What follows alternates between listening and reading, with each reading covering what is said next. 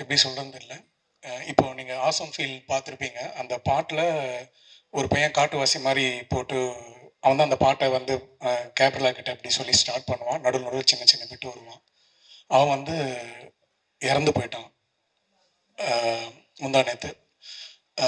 அது எங்களால் ஏற்றுக்கவே முடியல. 28ஆம் தேதி ரேஷ் டிரைவிங், ஹெல்மெட் போடல, பின்னாடி உட்காந்த பையன், ஓட்டுனவன் நல்லா இருக்கான், பின்னாடி உட்காந்த பையன் நம்ம ஆலந்தூர் அந்த நம்ம மீனம்பாக்கம் அந்த ரோட்டில். எங்களால் அவனுக்கு வந்து அப்பா இல்லை, அம்மாவும் தங்கச்சியும் மாத்திரம்தான் இருக்காங்க. என்னால் இந்த 7-8 நாள், அதாவது ஒவ்வொரு நாளும் அந்த ஜிஹெச்சில் போய், அதாவது தலை உள்ள அடி கிடையாது, ஹார்ட்டில் ப்ராப்ளம் இல்லை, கால் எலும்பு மாத்திரம் உடஞ்சிருக்குன்ற பையன் எல்லாமே ஓகே ஓகேன்னு சொல்லிட்டு ஒவ்வொரு நாளும் நானும் என் டாக்டரும் போய், ஆனால் ஷீ இஸ் ஆல்சோ டாக்டர், அதனால் அவங்கள ஜிஹெச்சில் நாங்கள் விடவே இல்லை. கேட்டு அம்மா அவங்களுக்கு பதில் சொல்லி 6 நாள் ஆகும். 7ஆம் நாள் ஆகாஷ் அரெஸ்டட். அந்த பையன் என்னோட பெஸ்ட் அசிஸ்டன்ட். ஏஆர்எஸ் டீமில் வந்து அவ்வளோ டான்ஸ்லாம் பண்ணியிருக்கான். இப்போ கூட நாங்கள் மால்தீவ்ஸ்லாம் ஷோஸ் பண்ணி நிறைய இருந்தோம். நான் எதை சொல்ல வரேன்னா, ப்ளீஸ் இப்போ கூட மீடியா, இப்போ வர்ணன் படம் பார்க்க வர மக்கள் எல்லாருக்கும் ப்ளீஸ் ஹெல்மெட் போடுங்க. ரேஷ் டிரைவிங் வேணாம். வண்டின்றது வந்து சௌரியமாக போகிறதுக்கு அது மாத்திரம் நீங்கள் புரிஞ்சுக்கிட்டீங்கன்னா அது போதும். எனக்கு வந்து ஃபுல்லாக கைகாலெலாம் உதறுது. ஏன்னா இப்போ அந்த ஃபஸ்ட்டு கண்ணீர் வந்து அவன் பாட்டை போட்டவுடனே அந்த பையன் தான் ஓப்பன் பண்ணோன்னா எனக்கு என்னால் ஏற்றுக்கவே முடியல.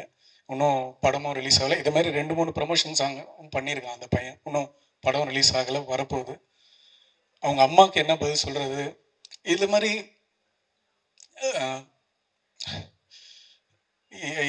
ஒரு காராக இருக்கட்டும், ஒரு பைக்காக இருக்கட்டும், அந்த பசங்க ஒரு காலேஜ் கல்ச்சர்ஸ், அவங்க நட்சத்திரான்னு ஒரு காலேஜ் கல்ச்சர்ஸ்லேருந்து முடிச்சுட்டு வர 8:40க்கு நடந்திருக்கு. அந்த 1 hour கோல்டன் ஹவரை மிஸ் பண்ணிட்டோம். டாக்டர்ஸ் ப்ளீஸ், ஜிஹெச், இது எப்படி சொல்கிறதுன்னு தெரியல. அவங்க சொல்கிறாங்க டாக்டர்ஸ்லாம், ஞாயிற்றுக்கிழமை 30ஆம் தேதி 1ஆம் தேதி எங்களுக்கு கேஸ் ஜாஸ்தியாக இருக்கும். நாங்கள் ஒவ்வொரு இடத்துலையும் கூடவே இருந்து ஓடி போய் பார்த்தோம். மேலே போனால் அந்த ஸ்கேன் ஒன்று தான் இருக்குது, அது ரிப்போர்ட் வரத்துக்கு 6 மணி ஆகும். இது மாதிரி நான் வந்து இதை வந்து கவனத்துக்கு ஏன் எடுத்துகிட்டு வரேன்னா, எவ்வளோ இன்னைக்கு தலைவர்கள் எல்லாம் கட்சியில் வரவங்களும் சரி, இருக்கிறவங்களும் சரி, ஒரு நாள் அந்த ஞாயிற்றுக்கிழமையில் யாராவது அவங்க அசிஸ்டண்ட்டாவது இருந்து அங்கே இருந்து பாருங்க.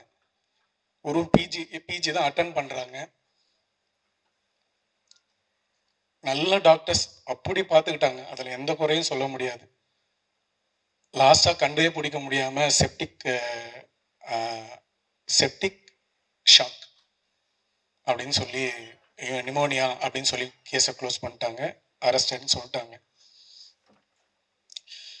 வந்தவுடனே உள்ள என்ட்ரி பண்ணவுடனே ஒரு டாக்டர்ஸ் வந்து ரிசீவ் பண்ணி அந்த பேஷண்ட்டை பார்த்தாங்கனாலே போதும். ஆனால் அவங்கவுங்க ரவுண்ட்ஸில் அவங்கவுங்க வந்து போயிட்டு போகிறாங்க. நாங்கள் எங்களுக்கு விஷயம் தெரிஞ்ச எங்களுக்கே வந்து இந்த நிலவனா, ப்ளீஸ் எல்லாருமே அந்த கவர்மெண்ட்டில் பார்த்துக்கிட்டாங்கன்னா ரொம்ப ரொம்ப இன்னைக்கு மக்கள், இன்னைக்கு மீடியா, நீங்கள் ஒவ்வொரு இடத்துக்கும் போகிறீங்கல்ல, இந்த இது முடித்தோன்னே அடுத்ததுக்கு போவீங்க. ப்ளீஸ் எல்லா ஹெல்மெட் எல்லாம் சேஃப்டியாக போங்க. இது மாத்திரம் இது மக்களுக்கு, அதை தான் நான் சந்தோஷமான நேரத்தில் இதை ஷேர் பண்ண வேணான்னு லாஸ்ட்டாக முடியும் போது நிக்கில் சார்கிட்ட சொன்னேன். இது ரொம்ப ரொம்ப முக்கியமானது. என்னோட இழப்பு இல்லை, அவங்க அம்மா, அந்த குழந்தைங்க. எங்க ஒவ்வொரு நாளும் காலையில் இவன் மூச்சு விடுவானா, அந்த பிபி இறங்கும் ஏறும், பிபி இறங்கும் ஏறும். இது பசங்க யங்ஸ்டர்ஸ், இன்னைக்கு ஃபேமிலிஸ் ஹெல்மெட் போடாமல் எவ்வளோ பேர் நம்ம ரோட்டில் பார்க்குறோம். ப்ளீஸ் கையெடுத்து கும்புறேன். இனிமேல்ட்டு எனக்கு எங்கெங்கெல்லாம் இந்த மைக் கிடைக்குதோ இதை நான் அவேர்னஸாகவும் சரி, நான் எல்லாருக்குமே மக்களுக்கு சொல்லுவேன். ஆகாஷ் மாரி வேறு யாருக்கும் இந்த நிலைமை வரக்கூடாது. நன்றி.